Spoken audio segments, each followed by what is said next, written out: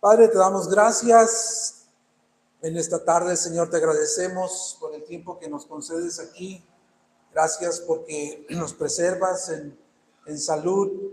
Gracias por los que estamos aquí dispuestos a escuchar tu palabra. Como ya se ha orado, Señor, queremos pedirte por los que están con este tema de salud, batallando, Señor, por este pico de dengue que hay en la ciudad. Pedimos por fortaleza, por ánimo, que tú puedas estar fortaleciendo físicamente los cuerpos y trayendo recuperaciones favorables. Queremos eso. Y a los que estamos aquí, Padre, queremos pedirte que tu Santo Espíritu que está en nosotros, entre nosotros, pueda usar este mensaje, Señor, para darnos aliento, para darnos ánimo, fortalecer nuestra fe y salir de aquí de este lugar convencidos, Señor, que eres un Dios maravilloso y asombroso por lo que tú has hecho, en lo que nos revela el Evangelio de Jesucristo. Lo pedimos en el nombre del Padre, del Hijo y del Espíritu Santo. Amén. Bien, hermanos, pues vayamos a Romanos capítulo 3. Estamos situados en esta predicación expositiva de la carta en el capítulo 3, en los versículos 19 en adelante.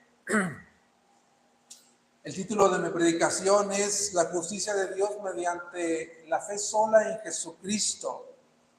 De hecho, este fue el grito de batalla de la reforma de Martín Lutero, la justificación por medio de la fe sola en Cristo Jesús. Este fue el grito de batalla en la reforma y vamos a estar viendo este mensaje del 19 al 31. Pero antes de que lo leamos, lo voy a ir leyendo por partes conforme vayamos avanzando.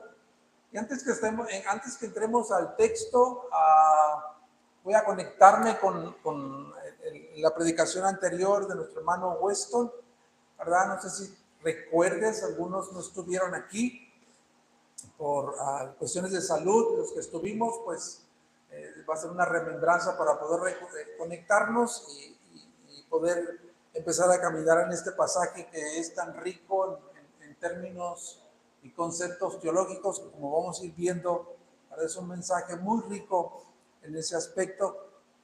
Y el mensaje anterior, el domingo pasado, su hermano David estuvo predicando acerca de que Pablo está volviendo a reafirmar que los judíos, que eran la nación privilegiada de parte de Dios, la nación del pacto, y todos estos privilegios de poseer las escrituras, la ley del Antiguo Testamento, no los hacía mejores que los gentiles. Él ya lo dijo en el pasaje anterior, el pasaje que está en el 3:9 al 18.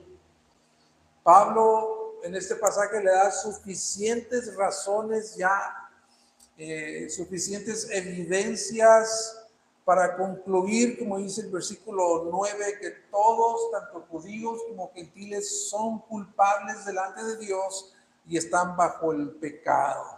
Eso es lo que dice el versículo 9. Todos están, tanto judíos como gentiles, están bajo el pecado.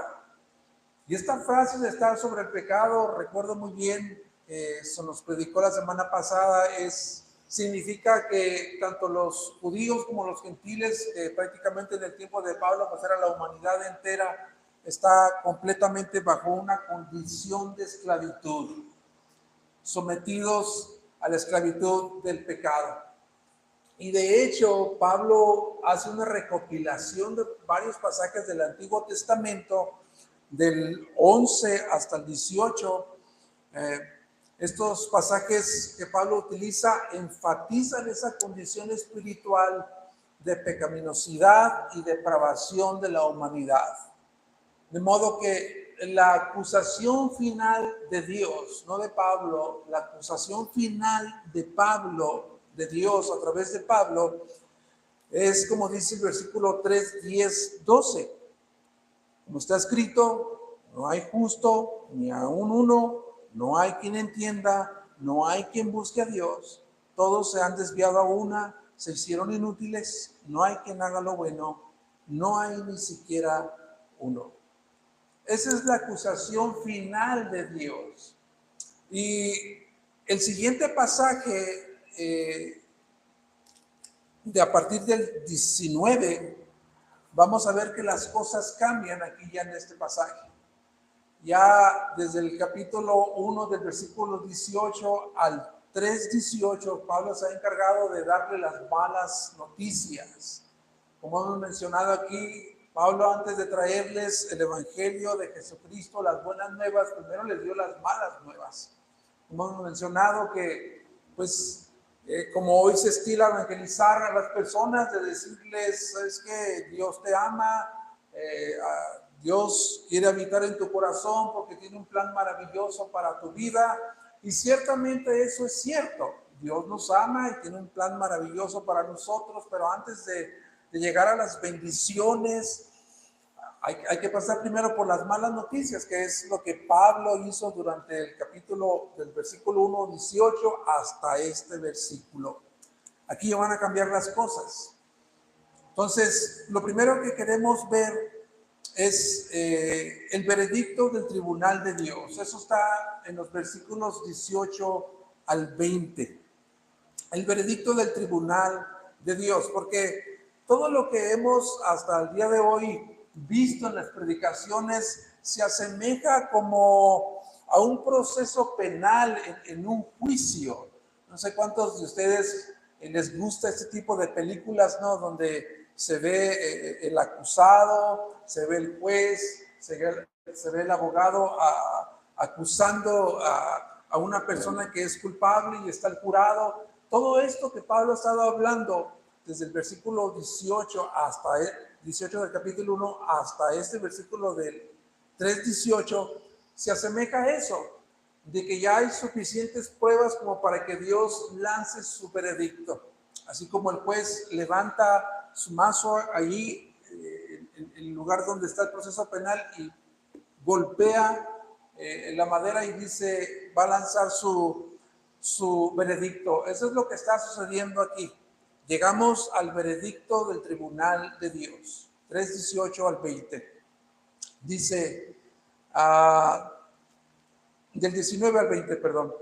Del 19 al 20 dice, ahora bien, sabemos que cuando dice la ley, lo dice a los que están bajo la ley, para que toda boca se calle y todo el mundo sea hecho responsable ante Dios, porque por las obras de la ley ningún ser humano será justificado delante de él, pues por medio de la ley viene el conocimiento del pecado.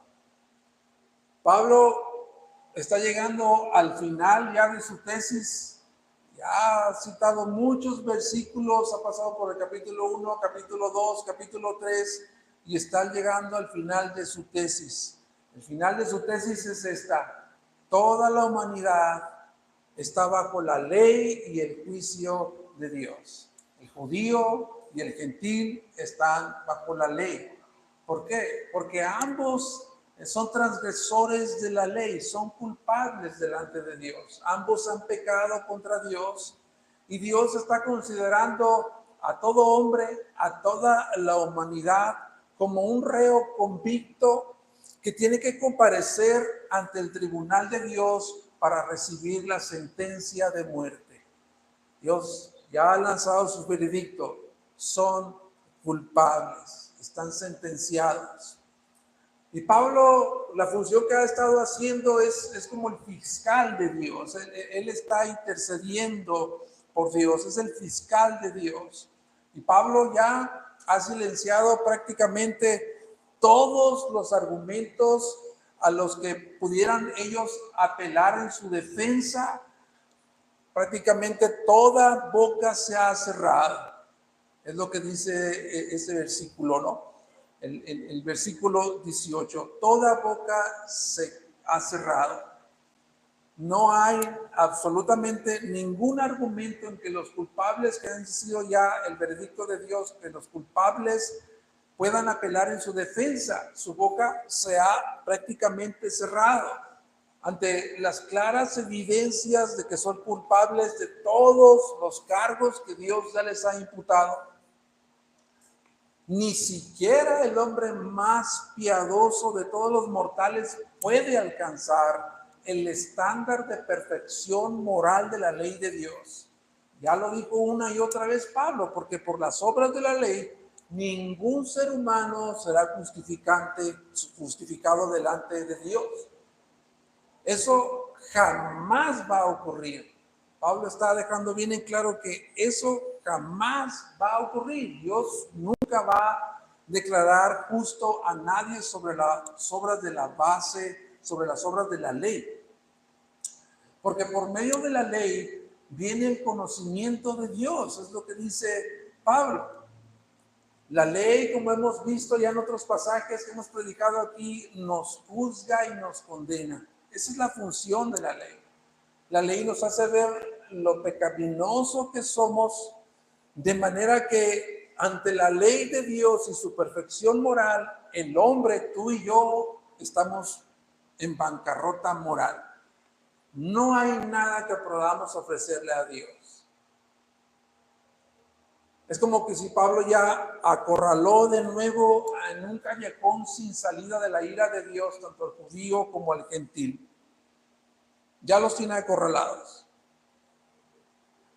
Pero aquí es donde empiezan a cambiar las cosas. Vamos a nuestro segundo punto, que es la justicia de Dios, que es provista exclusivamente en Jesucristo. Versículos 21 al 26. Dice, pero ahora, aquí está entrando en otra sección Pablo, ya ha dejado las malas noticias, ahora vienen las buenas noticias. Pero ahora, aparte de la ley, la justicia de Dios ha sido manifestada, confirmada por la ley y por los profetas. Esta justicia, por medio de la fe en Jesucristo, es para todos los que creen, porque no hay distinción, por cuanto todos pecaron y no alcanzan la gloria de Dios.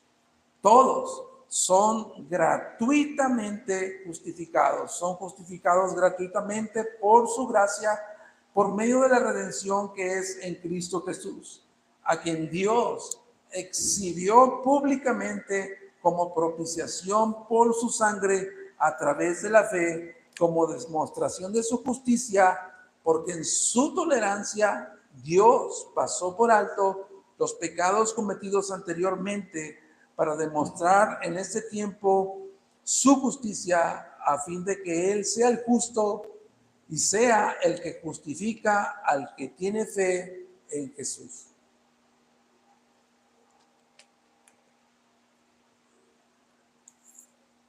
Martín Lutero, el orquestador de la Reforma, como he dicho al principio, él consideró este pasaje como el corazón de la Biblia. Él dice, este pasaje es el corazón de la Biblia, por la diversidad de conceptos teológicos que tiene. Es como si Lutero abriese el baúl del Evangelio y empezara a sacar las perlas preciosas que hay allí.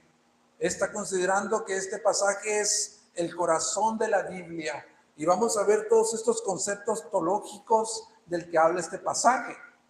La justicia entonces de Dios es provista exclusivamente en Jesucristo.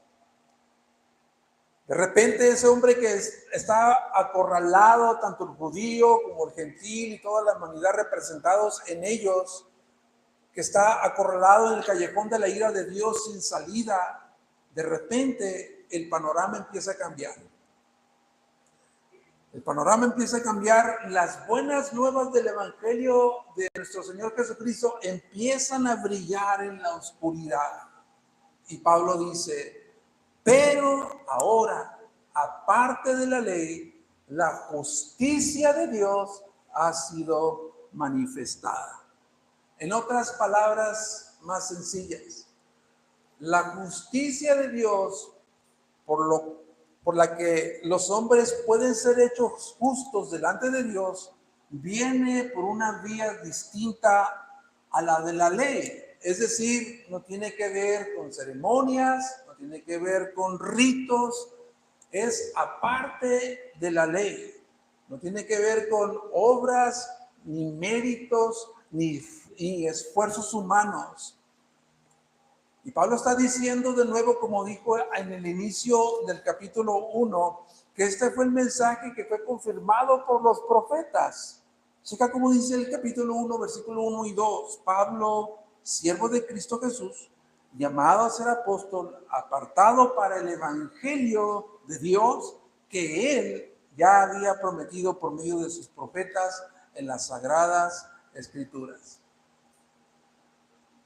O sea, los profetas siempre estuvieron apuntando a Cristo.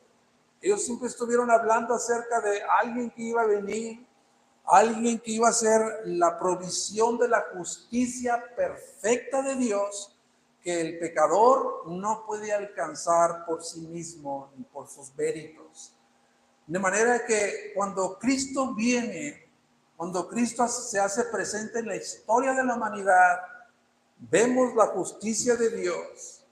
Cristo, podemos decir de la siguiente manera, Cristo es la encarnación de la justicia de Dios prometida en el Antiguo Testamento. De eso hablaron los profetas. Cristo es la encarnación de la justicia de Dios que fue prometida en el Antiguo Testamento. Es la provisión de la que Pablo proclama aquí a la iglesia en Roma. Él está diciendo, esa es la justicia de Dios. ¿Y cómo viene esta justicia? ¿Cómo podemos ser acreedores de esta justicia? ¿Cómo podemos ser beneficiados de esta provisión de la justicia perfecta de Dios prometida en el Antiguo Testamento? Bueno, Pablo lo primero que les dice es que la justicia de Dios es por medio de la fe. Por medio de la fe.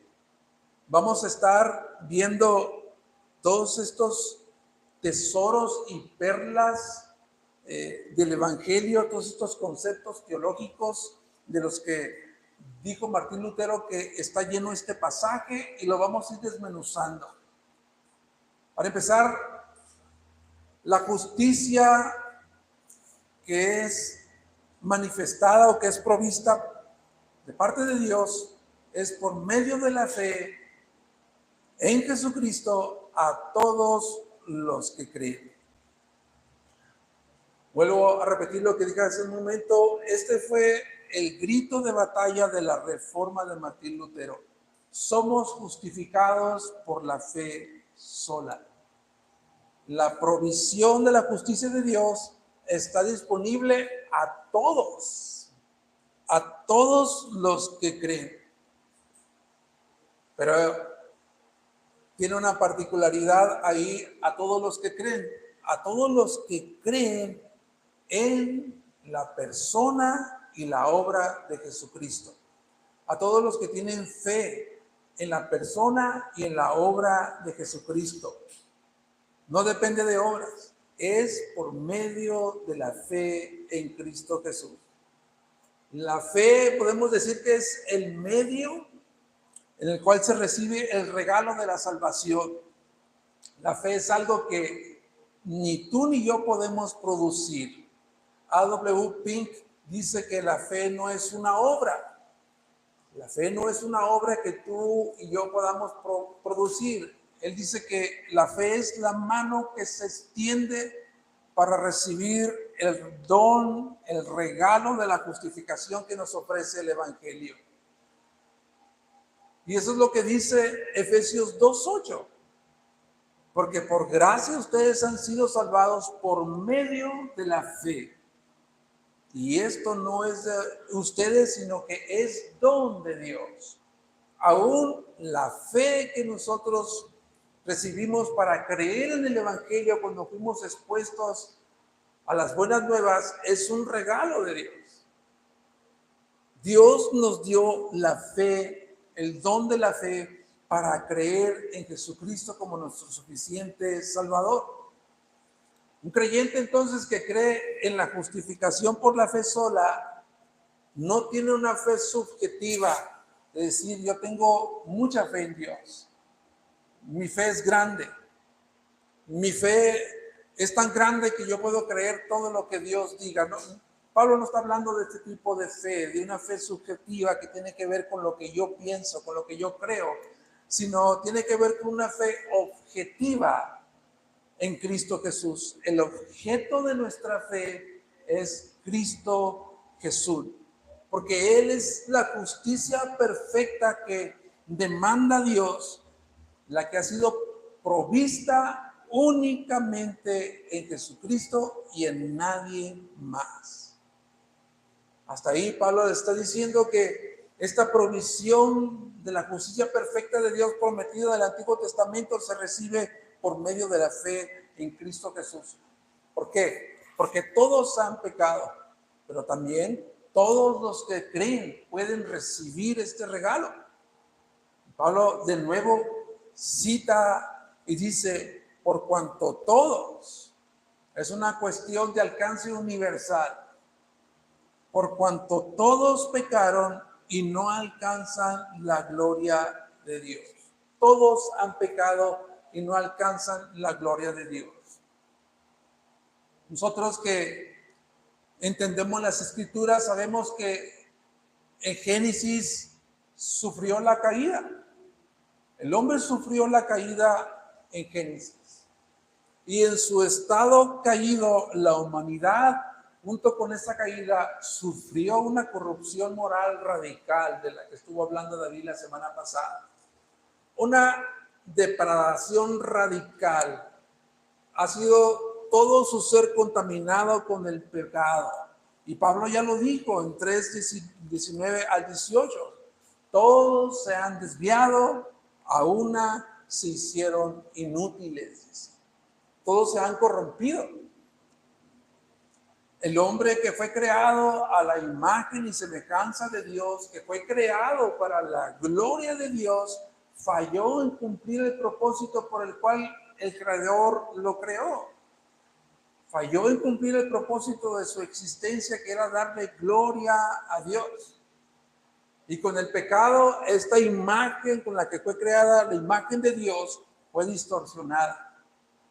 Y se ha convertido en una persona depravada que no puede estar en la presencia de un Dios que es perfectamente santo y perfectamente justo.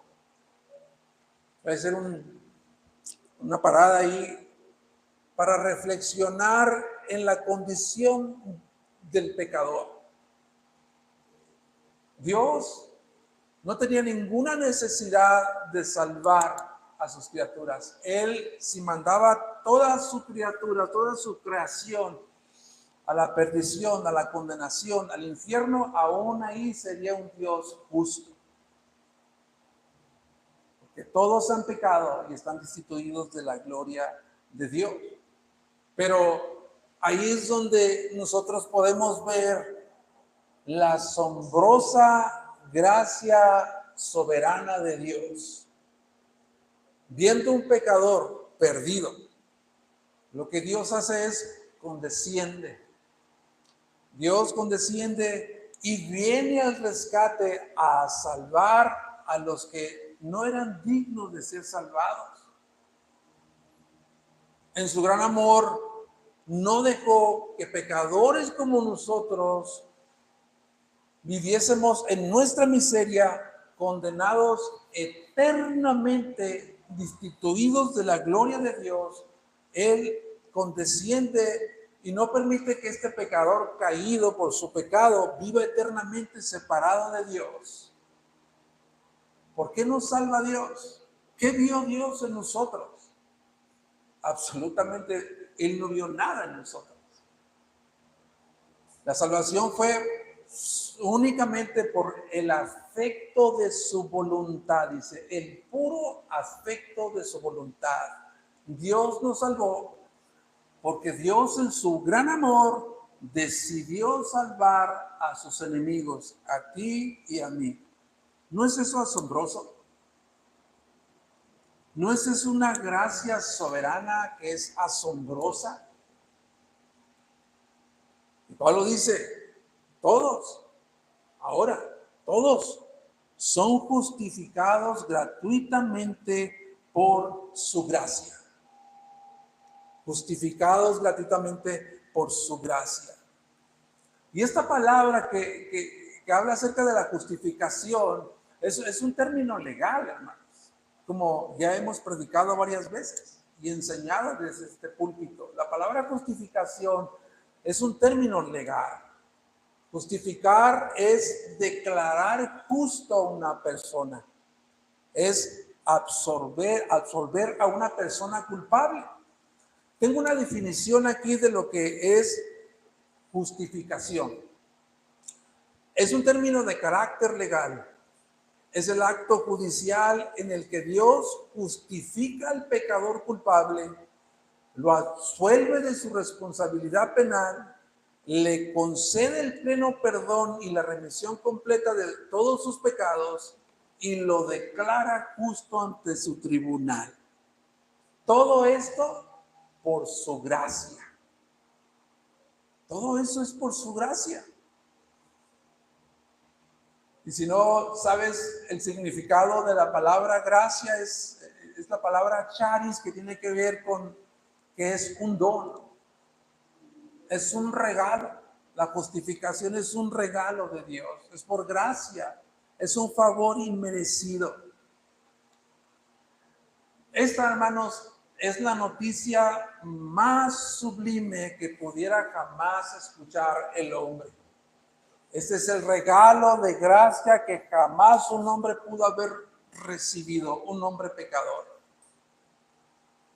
Pero también dice que es en Cristo Jesús, por medio de la redención en Cristo Jesús. Y esta palabra redención es rescate. Es un rescate pagado por medio de Jesucristo.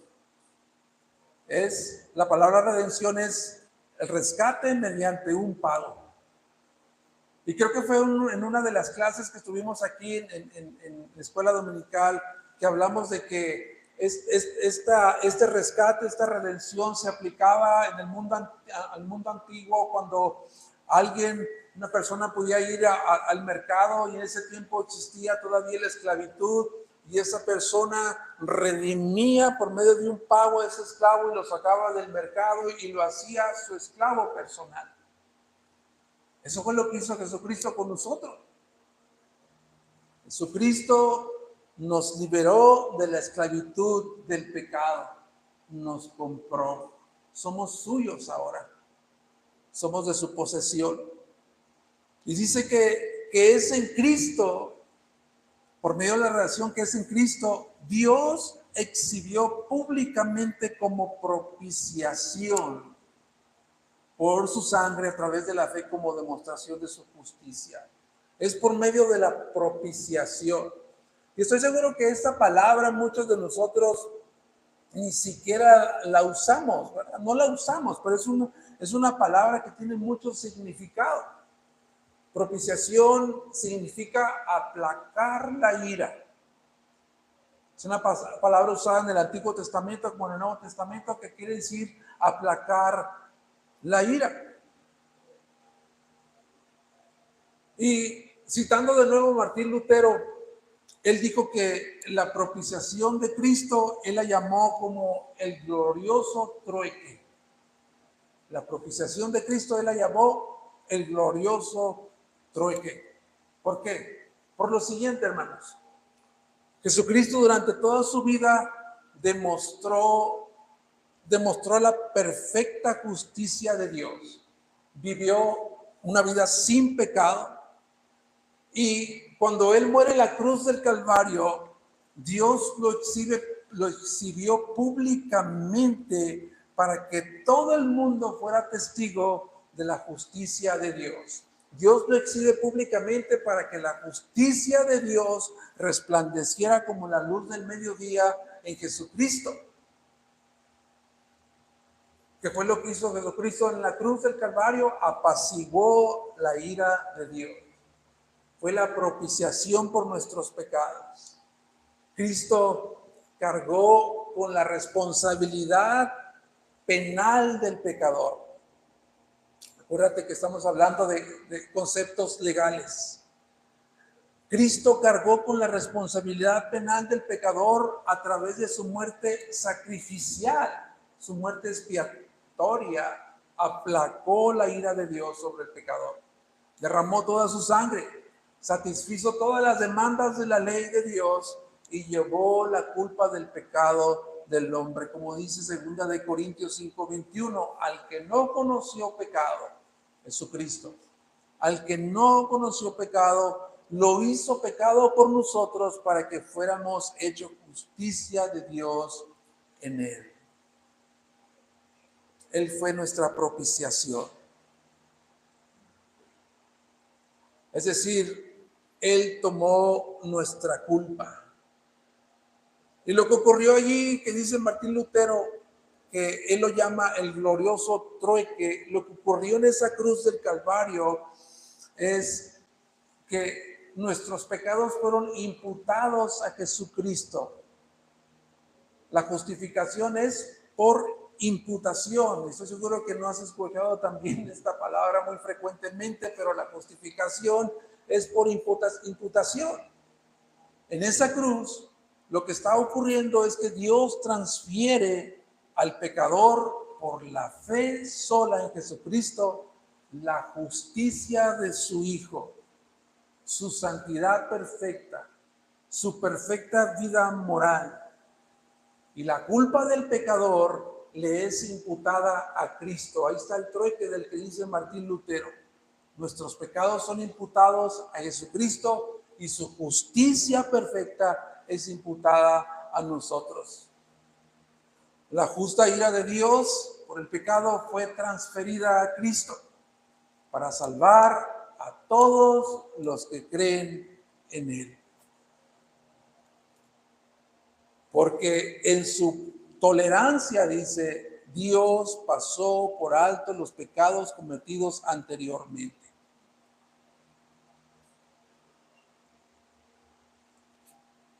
Vemos a Dios a través de la historia de redención, un Dios paciente, un Dios sentado en su trono que contemplaba pacientemente la propiciación de Jesucristo, y eso le permitió a Dios pasar por alto los pecados cometidos anteriormente.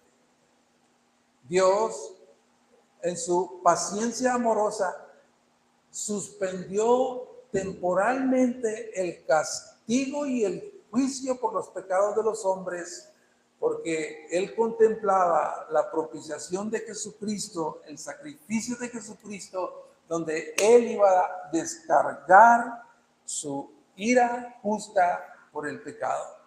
Como dice Isaías 53. Isaías 53, versículo 10, 11, dice: pero quiso el Señor quebrantarlo, sometiéndolo a padecimiento, cuando Él se entregue a sí mismo como ofrenda de expiación, verá su descendencia, prolongará sus días, y la voluntad del Señor en su mano prosperará. Debido a la angustia de su alma, Él lo verá y quedará satisfecho. Por su conocimiento, el justo, mi siervo, justificará a muchos. ¿Te das cuenta? En Jesucristo fueron pagados todos los pecados pasados, presentes, futuros, de todos los creyentes del antiguo pacto y de todos los creyentes del nuevo pacto. Ni un solo pecado, hermanos. Ni uno solo quedó impune. Todos fueron cargados a Jesucristo. Todos fueron puestos sobre de él. ¿Con qué propósito? Para demostrar su justicia, a fin de que Él sea el justo y Él sea el que justifica al que tiene fe en Cristo Jesús. Podemos ver entonces que en el Calvario Cristo murió para vindicar la santidad y la justicia perfecta de Dios, porque ningún solo pecado contra la ley de Dios, contra el juez de toda la tierra, quedó impune. Todo pecado fue castigado en Jesucristo. Y eso nos lleva a nuestro tercer punto, que sale de los versículos 27 al 31. Pablo dice: ¿dónde está pues la jactancia? ¿Queda excluida por la ley? ¿Por cuál ley? ¿La de las obras? No, sino por la ley de la fe, porque concluimos que el hombre es justificado por la fe, aparte de las obras de la ley. ¿O es Dios el Dios de los judíos solamente? ¿No es también el Dios de los gentiles? Porque en verdad Dios es uno, el cual justificará en virtud de la fe a los circuncidados, a los circuncisos, y por medio de la fe a los incircuncisos. ¿Anulamos entonces la ley por medio de la fe? De ningún modo, dice Pablo. Al contrario, confirmamos la ley. Confirmamos la ley. Toda jactancia, dice la Biblia, queda excluida. ¿Dónde queda la jactancia? Queda excluida. Queda excluida porque la doctrina de la justificación por medio de la fe sola exalta la gracia divina de Dios y humilla el orgullo del hombre, que es completamente incompatible con la salvación. No hay méritos humanos por la cual podamos alcanzar la salvación. Pablo sigue hablando con este interlocutor que él tiene ficticio, que empezó en el capítulo 2, y le dice: ¿por cuál ley? ¿La de las obras? No, sino por la ley de la fe. Dios, está concluyendo Pablo, Dios salva al hombre no por méritos humanos, sino por lo que Cristo ha hecho por nosotros. No por lo que nosotros podamos hacer o dejar de hacer, sino por lo que ya otro hizo por nosotros, por lo que Cristo hizo por nosotros. Y esa es la diferencia del cristianismo. El cristianismo podemos decir que se define hecho. Todo está hecho. Y las religiones fabricadas por el ser humano es hacer para ganar la salvación. Esto es lo que resalta el cristianismo. Y Pablo lo dijo en la carta de los Filipenses 3:4. Vamos para allá, Filipenses, donde Pablo está hablando acerca de todos estos méritos que él pudo tener para ganarse la justicia, la salvación, no le servían de nada. Checa cómo dice Filipenses 3. Dice: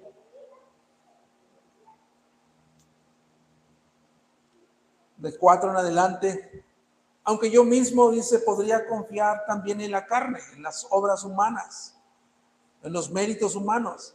Si alguno otro cree tener motivo para confiar en la carne, yo mucho más. Circuncidado los 8 días de nacer, del linaje de Israel, de la tribu de Benjamín, hebreo de hebreos, en cuanto a la ley, fariseo, en cuanto al celo, perseguidor de la iglesia, en cuanto a la justicia de la ley, hallado irreprensible. Pero todo lo que para mí era ganancia, lo he estimado como pérdida por el amor de Cristo, y aún más, yo estimo como pérdida todas las cosas en vista del incomparable valor del conocer a Cristo Jesús, mi Señor, por el cual lo he perdido todo y lo considero como basura a fin de ganar a Cristo y ser hallado en él, no teniendo mi propia justicia derivada de la ley, sino la que es por la fe en Cristo, la justicia que procede de Dios sobre la base de la fe. Pablo está diciendo en estos últimos versículos de Romanos 3, concluimos que el hombre es justificado por la fe aparte de las obras de la ley. Está tratando de darle carpetazo a este tema de las obras de la ley con su opositor judío que había monopolizado a Dios y cree que por ser Israel, Dios era el Dios exclusivo de Israel, que excluía a los gentiles de la obra de salvación, pero Pablo les dice, es el Dios, es Dios solamente de los judíos, no es también Dios de los gentiles. Es como si Pablo le estuviera diciendo, amigo mío, Dios no tiene una forma para salvar a los judíos y no tiene otra forma para salvar a los gentiles. Solo hay un Dios.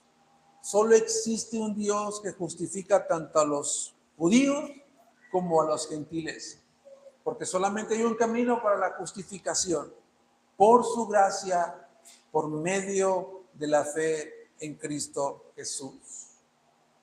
Y por si todavía le quedaba alguna duda a este judío interlocutor con el que Pablo está charlando, Pablo le está diciendo, no estoy anulando la ley como tú crees.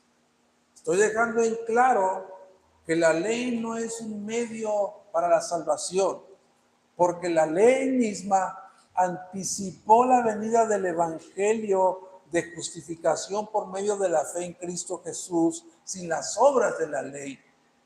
Más bien, estoy confirmando la ley, porque en el evangelio la justicia por la fe en Jesucristo provee el único medio para cumplir la ley. Jesucristo cumplió la ley de manera perfecta por nosotros. Y Pablo se va a extender más en cuanto a la justificación por la fe, citando dos ejemplos en el capítulo 4, citando dos personajes, Abraham y David, y eso ya es tema para la siguiente semana. Conclusión, amados hermanos. Después que hemos escuchado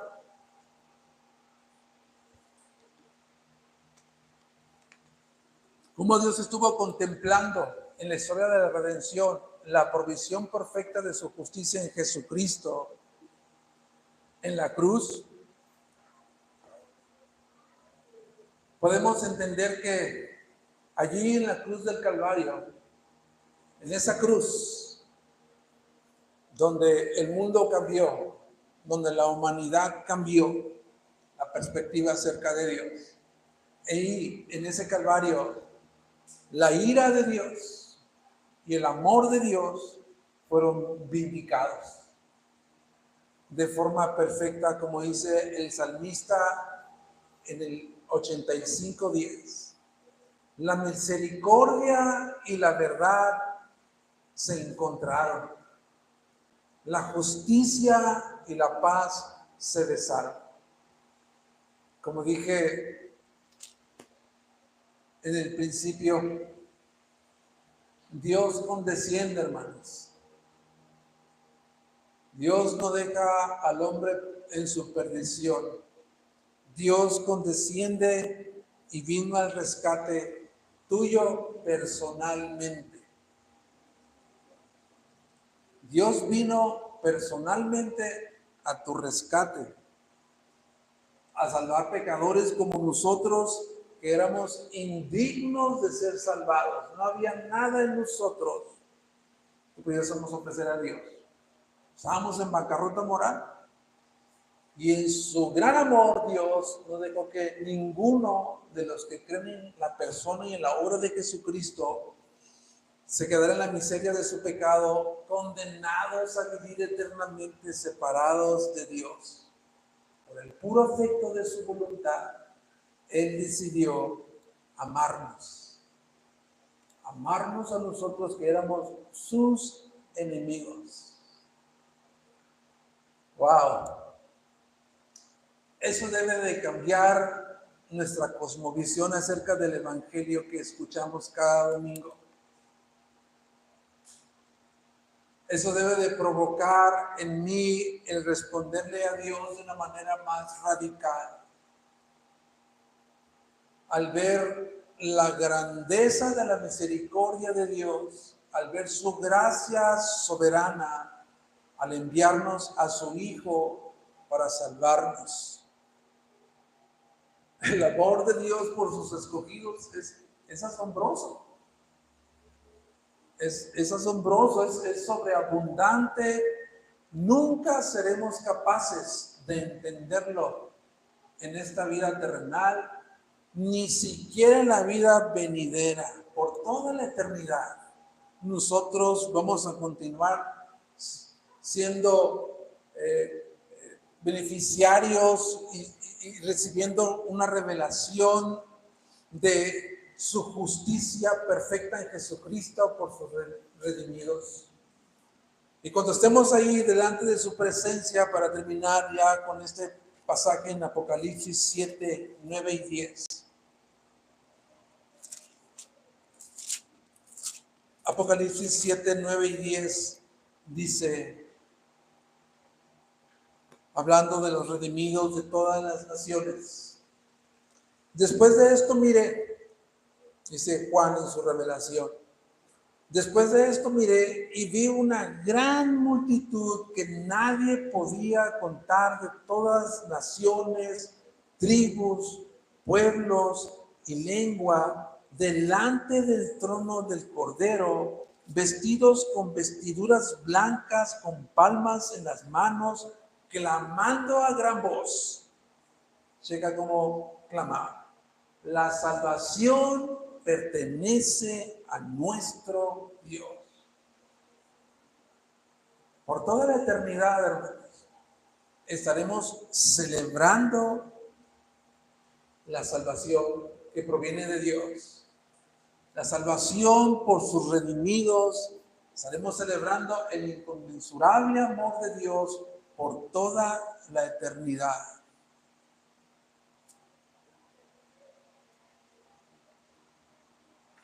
Este pasaje es uno de los pasajes más sorprendentes en el que nosotros pudiésemos ser asombrados, en el que nosotros podamos ser tocados profundamente por el Evangelio y decir: wow, qué Dios tan extraordinario tengo. Y decirle a Dios: Señor, ayúdame a que cada vez que yo escuche el Evangelio, pueda atesorar el Evangelio como este hombre que encontró la perla y que se gozó de haber encontrado esta perla y vendió todas sus posesiones para salvaguardar esa perla.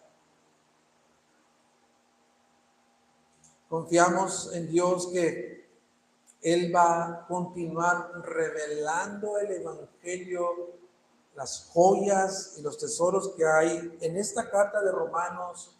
Y cuando lleguemos por allá en el capítulo 12 de Romanos, en el que Pablo ya empieza a hablar acerca de cómo debe de responder el creyente acerca de todas estas verdades del Evangelio, es ahí cuando creo yo que vamos a empezar a decir: tengo que vivir el Evangelio, tengo que aplicar el Evangelio. El Evangelio debe ser el motor que mueve mi vida. El Evangelio debe apuntarme a glorificar a Dios, a servir a Dios, a honrar a Dios y obedecer su palabra.